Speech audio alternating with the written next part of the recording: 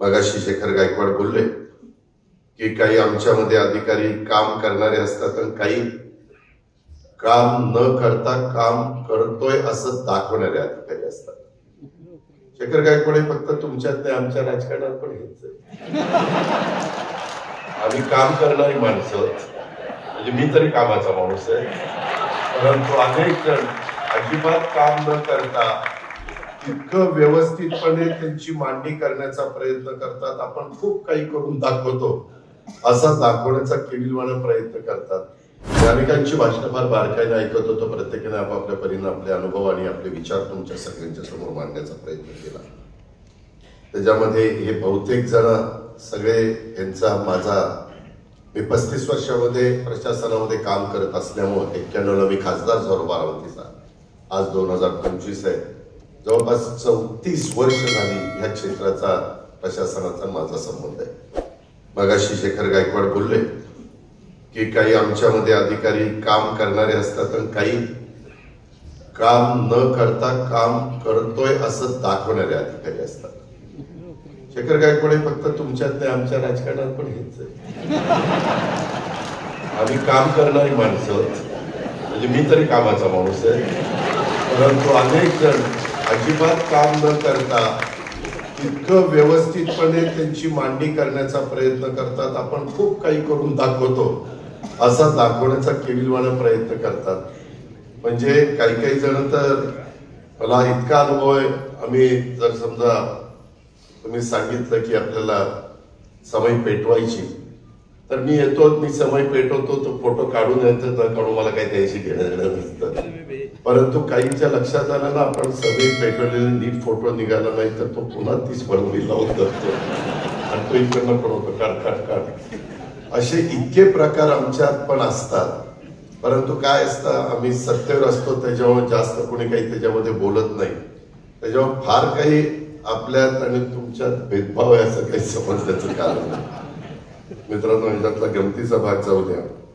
परंतु एक गोष्ट खरी आहे की प्रशासनामध्ये स्वर्गीय यशवंतराव चव्हाण साहेबांनी ज्यावेळेस संयुक्त महाराष्ट्राचा मंगल कलश आणला आणि महाराष्ट्राची निर्मिती केली आणि विदर्भ मराठवाड्यासह संयुक्त महाराष्ट्र त्या ठिकाणी झाला, हा झाल्यानंतर ज्या पद्धतीनं त्यांनी प्रशासनाला एक घडी बसवण्याचं काम केलं, सुसंस्कृत महाराष्ट्र कसा असला पाहिजे, काम करताना निवडणुका येतात जातात, परंतु एकदा निवडणुका झाल्यानंतर त्याच्यामध्ये भेदभाव न करता जो चांगल्या पद्धतीनं विकास करत असेल त्याला कशी साथ दिली पाहिजे, त्याला कशी मदत केली पाहिजे, ही परंपरा चव्हाण साहेबांनी पण पाहिली. त्यांनी पण ती आपल्याला सगळ्यांना शिकवली. त्यांनी ती सगळ्यांच्या पर्यंत पोहोचवण्याचं काम केलं. त्यामुळेच आज सुसंस्कृत चेहरा महाराष्ट्राला चव्हाण साहेबांनी राजकारणामध्ये देण्याचा प्रयत्न केला. नंतर तेच पुढं वसंतराव नाईक साहेबांनी केलं, वसंतदादांनी केलं, आदरणीय पवार साहेबांनी केलं, विलासरावांनी केलं. अनेक मान्यवरांची त्याच्यामध्ये नावं घेता येतील.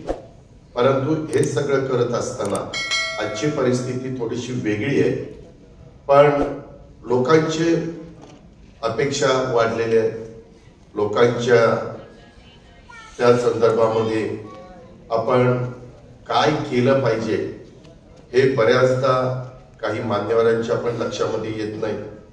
पण हे गरिबीतनं एखादा वर आलेला राजकीय व्यक्ती असली किंवा तुमच्या प्रशासनातली व्यक्ती असली की ते अतिशय चांगल्या पद्धतीनं काम करण्याचा प्रयत्न करतात. कारण त्यांनी खूप काही कष्ट पाहिलेले असतात, घेतलेले असतात.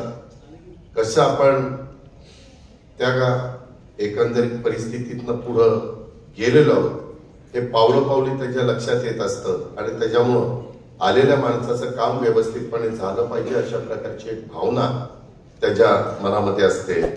आणि डॉक्टर मल्लीनाथ कलशेट्टी हे तसं बघितलं तर नाव ग्रामीण विकासाच्या क्षेत्रामध्ये एक आदराने घेतलं जाणारं नाव आहे. आणि त्यांनी आपलं संपूर्ण आजपर्यंतचं आयुष्य ग्रामविकास असेल, ग्राम स्वच्छता असेल, लोकाभिमुख अशा प्रकारच्या योजना लोकांच्या करता देण्याचं किंवा ते त्याच्याकरता नीटपणे राबवण्याचं काम असेल.